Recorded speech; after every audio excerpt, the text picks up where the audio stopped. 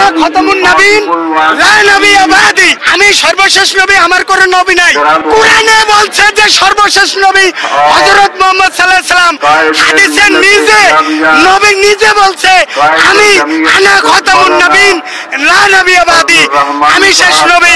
সুতরাং এরপরে যদি কেউ নবী 30 জন ভণ্ড নবী নবীজির বলে গেছেন 30 জন মুসাইলামা ইবনে কাজ্জাব সহ 30 জন ভণ্ড নবী পৃথিবীতে আসবে, কিন্তু যেই আসবে তাদেরকে কতল করা শরীয়তে জায়েজ জায়েজ জায়েজ।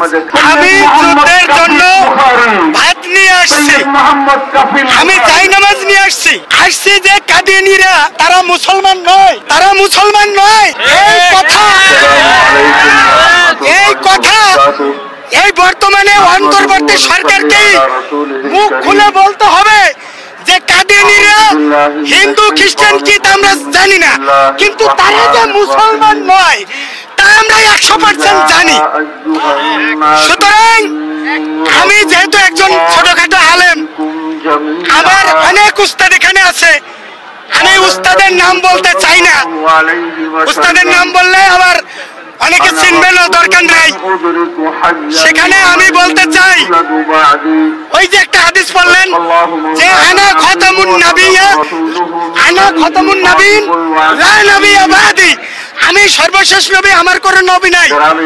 আর কোরআনে পাকে আল্লাহ পাক রব্বুল আলামিন বলেন মা কানা মুহাম্মাদুন আবা আহাদিম মির রিজালিকুম ওয়ালাকিন রাসূলুল্লাহি ওয়া খাতামুন নবীন।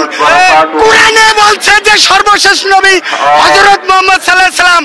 হাদিসে নিজে নবী নিজে বলছে আমি আনা খতমুন নবীন লা নবিয়্যা বাদি, আমি শেষ নবী।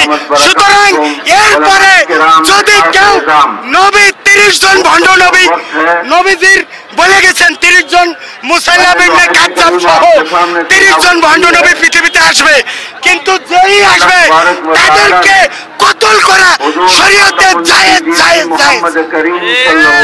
ভণ্ড নবীকে কতল করলে সে বিনা হিসাবে জান্নাতে যাবে যাবে যাবে।